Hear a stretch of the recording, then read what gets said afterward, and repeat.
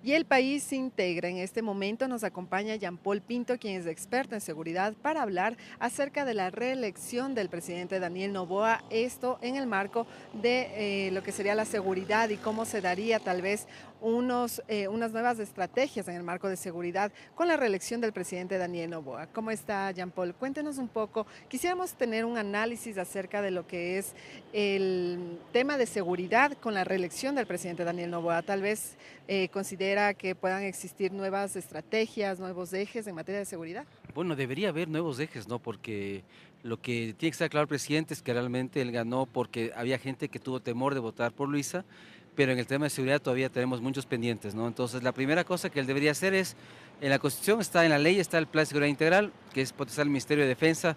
Creo que es momento ya de elaborar ese plan, de aprobar ese plan y de implementar ese plan, porque lo que necesitamos es una mirada multidimensional de la seguridad, no tanto a la militarización, la mano dura, sino ir con mucha política social, participación del sector privado, es decir, con nuevas acciones y nuevas políticas, ¿no? Lo que se le criticó a Noboa durante este año y medio es su falta de planes, su falta de políticas de seguridad.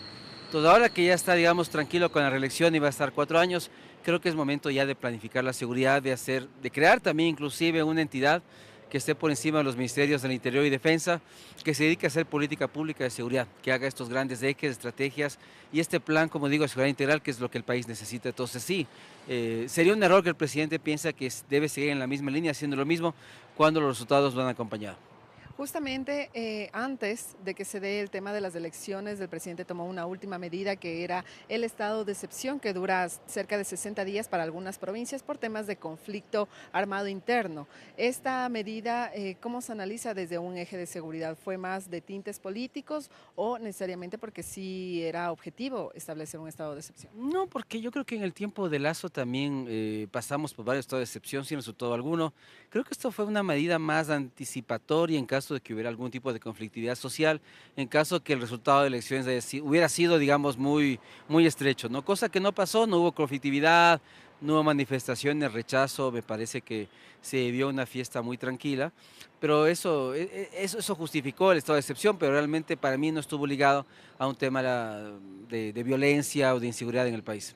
También hay otros temas que están pendientes y esto ya en el marco de la seguridad, por ejemplo, las bases militares extranjeras que aún sigue siendo analizado dentro de la Asamblea Nacional. ¿Cómo se podría dar este tema ahora que se da continuidad al mandato del presidente? Bueno, en la asamblea estuve yo hace un par de semanas con la comisión justamente que se encarga del tema y yo había propuesto una reforma al artículo 5, es decir, no que haya bases extranjeras, sino que se permita a militares extranjeros, franceses, británicos, israelitas, que puedan operar en bases ecuatorianas, bajo supervisión y control de militares ecuatorianos. Creo que esa podría ser una buena salida, porque cuando hay bases extranjeras, los países tienen otros intereses, eso es un Estado soberano dentro de nuestro país, entonces evidentemente sus objetivos pueden ser otros que los que perseguimos nosotros, entonces es preferible reformar la Constitución, el artículo 5 de forma parcial y que vengan los militares que quieran venir a apoyarnos, como digo, de Francia, Inglaterra, Israel, Australia, etcétera, y que puedan usar nuestras bases militares como apoyo a Fuerzas Armadas y a Policía Nacional.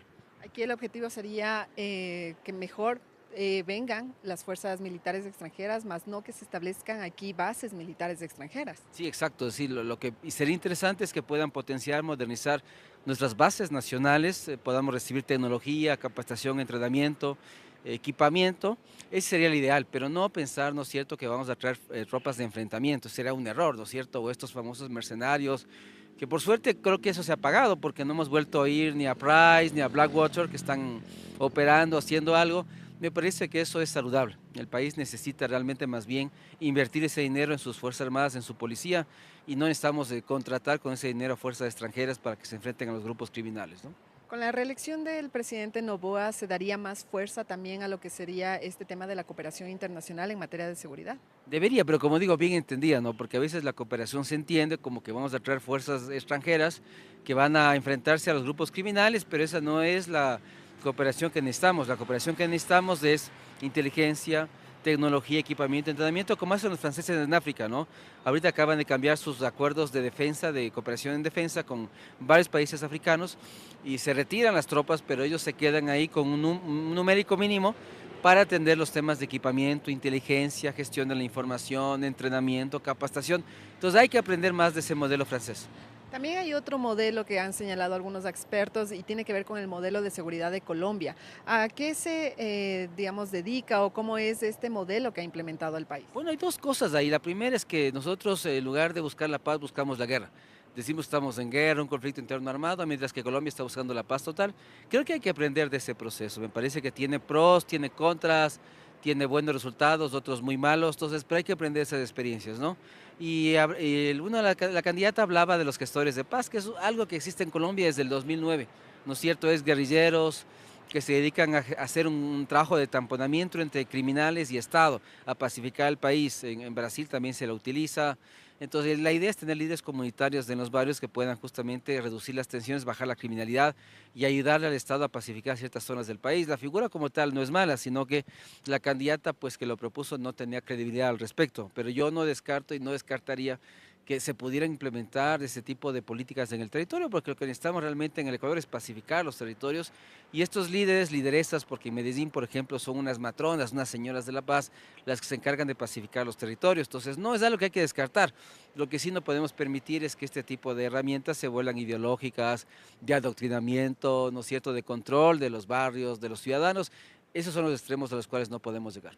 Justamente a eso se refería, digamos, cierta parte de la población en donde señalaba esta desconfianza de los gestores de paz, porque no querían llegar a esas instancias en donde se cuartee su libertad de salir, de movimiento, de lo que sea, pero sobre esto, ¿cree que tal vez la estrategia de los gestores de paz le costó las votaciones a Luisa? Sí, sin duda, yo creo que ella estaba en 44, seguramente con los apoyos subió hasta 48, pero como trató algunos temas de forma, digamos, un poco desesperada, porque no iban a subir más allá de eso, vimos varias acciones, ¿no? El tema de la vida de Villavicencio, vimos el tema de Topic, y el as bajo la manga fue el tema de gestores de paz, pero creo que el error fue que en el plan de gobierno de Luisa, ella hablaba mucho de resolución pacífica de conflictos, hablaba de cultura de paz, y yo creo que ahí debió colocar en su plan de gobierno desde el inicio. Fue un error haberlo colocado la última semana de campaña porque eso fue utilizado en su contra y como carecía de credibilidad para hablar del tema, evidentemente en esa semana los indecisos ya sabían por quién no votar y había gente que votó por ella en la primera vuelta que dejó de votar y por eso es que su resultado no creció, más bien bajó un poco porque realmente no supo captar más votación que la que obtuvo en la primera vuelta.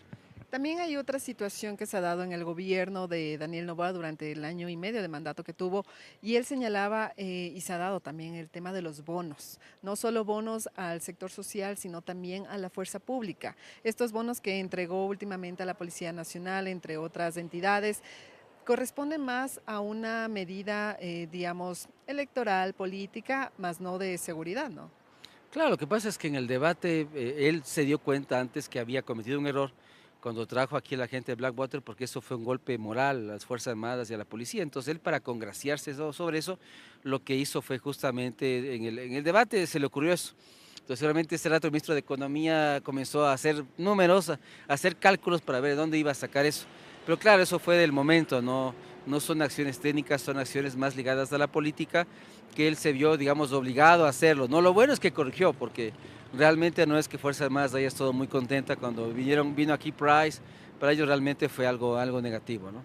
¿Sería tal vez probable de que dentro de estas estrategias que el presidente Noboa pueda implementar en la fuerza pública, incluso en lo que sería temas de seguridad, sería necesario que exista también un nuevo cambio en las autoridades que están presidiendo las instituciones, por ejemplo, el Ministerio del Interior, el SNAI, entre otras? Sí, yo le decía en la asamblea igual, o sea, hay que hacer el recambio total de todos los cuadros de seguridad. Ahora que tenemos 4 años, que él tuvo tiempo para buscar más cuadros, es importante hacer un cambio en todo el sector seguridad, ¿sí? En el SNAI, en el CIES, en el interior, en defensa.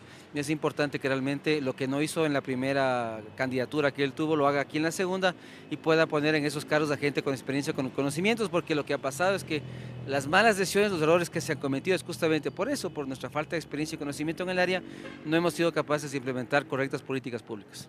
Perfecto, muchísimas gracias, Jean Paul. Escuchábamos en este momento a Jean Paul Pinto, quien es experto en seguridad y nos acaba de dar un análisis de lo que sería este nuevo panorama para el presidente Daniel Noboa, reelecto por los próximos 4 años, en donde señaló que es necesario que el presidente modifique y cambie sus estrategias en materia de seguridad y genere varios cambios para poder establecer un sistema de paz aquí en el país, y también dentro de estos cambios se podrían contemplar nuevos cuadros que podrían presidir las principales instituciones de seguridad aquí en el país. Con esta información estaremos pendientes para traerles más novedades. Corape informa.